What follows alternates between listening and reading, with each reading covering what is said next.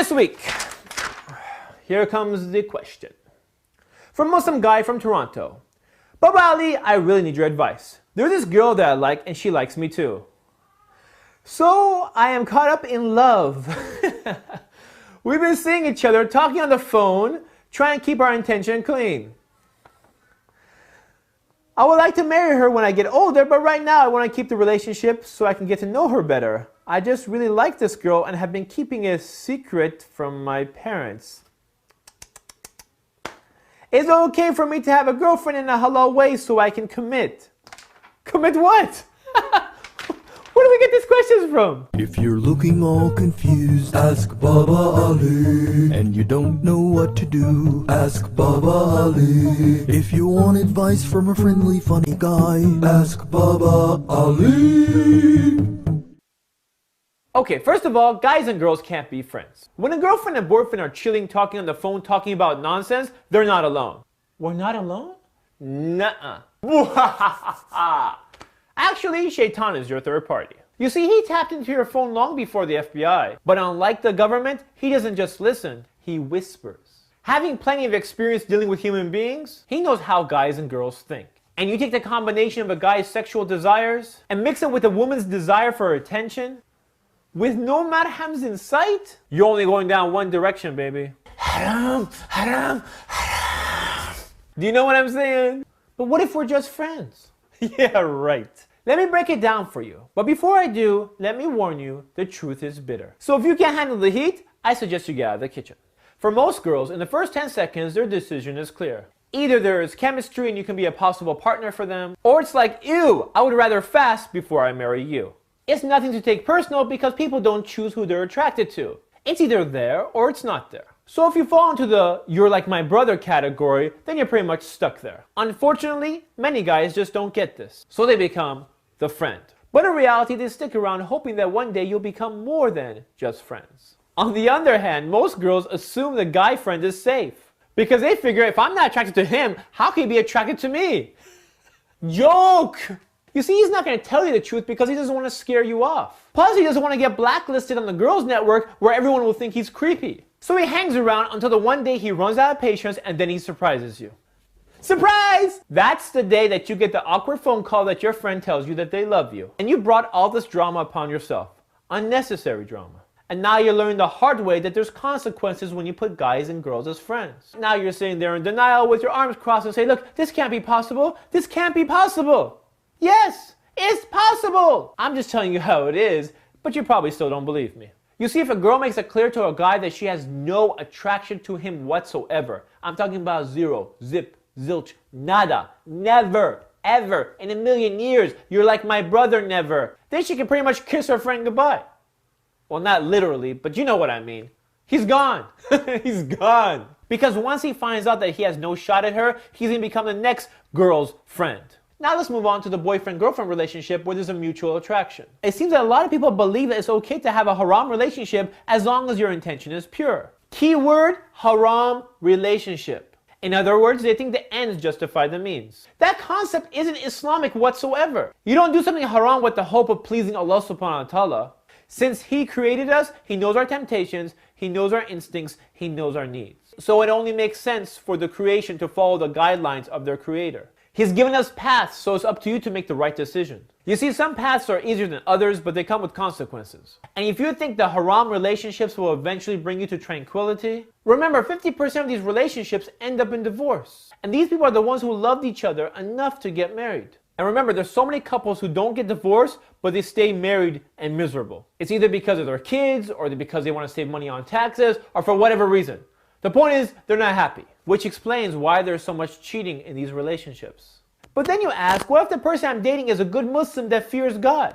Then my answer is, if he's such a God-fearing Muslim, then why is his action speaking otherwise? Think about it. If this person doesn't fear Allah subhanahu wa ta'ala and has all these relationships before he gets married, then why do you expect him to suddenly change after he gets married? My point is, don't base your future on assumptions.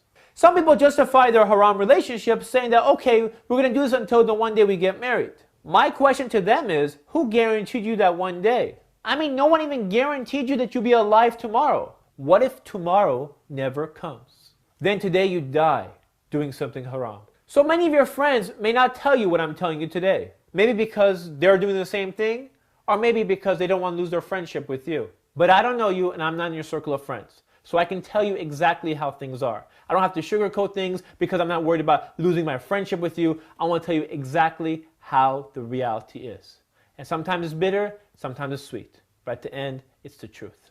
Anyways, if you're ready for a relationship, a halal relationship, then somehow, some way, you have to bring it up to your parents. And since many parents have forgotten how it is to be young, to have the pressure of society, the temptations, the desires, it's going to be very difficult talking to your parents because some of them live in a bubble. But you have to at least try to talk to them. At first, they may just freak out because they'll be in shock. But inshallah, once your words digest, maybe something might trigger in their minds and maybe they may end up helping you. You see, you know your parents better than I do, so you have to prepare your words so you can present it to them correctly. Make sure you make dua to Allah subhanahu wa ta'ala to give you strength and patience. Now the reality is, following the straight path is extremely hard. But then again, the price of Jannah isn't cheap. Although the haram path is easy and tempting, it's only temporary. This whole life is only temporary, and nothing more than a trial. But the hereafter is forever. Remember that.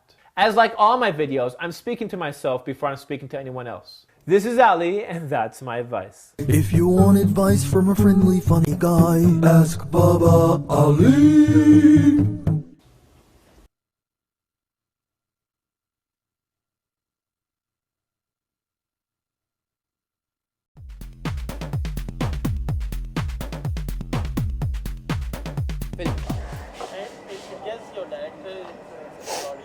हाँ जी बिल्कुल बिल्कुल absolutely might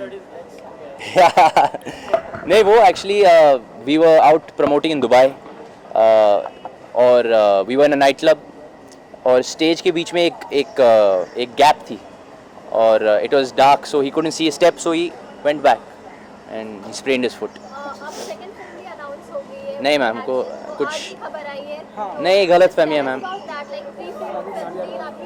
I have a 2 film deal with Sajid sir, हालांकि फ़िलहाल कुछ sign नहीं की मैंने और हाँ I let you know as soon as I sign something I let you know don't worry. नहीं सर कुछ नहीं, अभी ध्यान हीरोपंती है। मार्शल आर्ट्स अपार्ट आपके काफ़ी जोक्स भी सर्कुलेट हो रहे हैं। हाँ बिल्कुल मैम, अच्छी बात है ना, people are talking about me. और मेरे अलावा देयर इज रजनीकांत जी है, आलोकनाथ जी है, आलिया भट्ट जी है और कौन, अभी यो यो हनी सिंह भी। कहना चाहेंगे आलिया के ट्रोल के बारे में कुछ कहना चाहेंगे? आलिया भट्ट के बारे में? हाँ जी, उनके ट्रोल आ रहे हैं। Sir actually I have been so busy promotion के साथ तो मुझे मौका नहीं मिला actually to see all those trolls. Trolls जो आते हैं उससे भी पब्लिसिटी एक के बाद एक सर, सॉरी मैम। जो ट्रोल्स आते हैं उससे भी काफ़ी पब्लिसिटी मिलती है। हाँ बिल्कुल बिल्कुल, of course ma'am. The net, I mean many youngsters these days are using the internet and I think it's a good thing if you're being talked about online. आखिरकार पॉजिटिव हो या नेगेटिव हो, publicity है तो हाँ जी। What about the मोस्टर जो जिससे आपके फादर बहुत फेमस थे, and why are you not keeping it? Keeping what ma'am? Mustache. अरे सबको आती नहीं, क्या करो अभी। आपकी फिल्म अभी रिलीज होने वाली है लेकिन आपने सलमान से एंडोर्समेंट छीन ली है। नीचे का फेस बनने वाले हैं जी। इतने सालों तक सलमान से उसके फेस, लेकिन अब आप होने वाले हैं, तो क्या बॉलीवुड में टक्कर देने का इरादा है आपका? नहीं बिल्कुल नहीं सर, सलमान सर की बात ही अलग है, मैं कुछ नहीं हूँ, मैं जूनियर आर्टिस्ट हूँ सर और मैं बस अभी भी सीख रहा हूँ इंडस्ट्री के बारे में। बहुत कुछ मेहनत करना पड़ेगा अभी भी सर, काफ़ी I still have lot of weaknesses to work on and Salman sir तो सर सुपरस्टार है इस इंडस्ट्री की, आई एम नोबडी। नहीं हाँ इनवाइट किए, हालांकि वो काफ़ी बिजी है सर, उनकी शूटिंग भी चल रही है तो I don't know, Sajid sir must have invited, आप उनसे पूछिए sir. Thank you ma'am, thank you so much, thank you.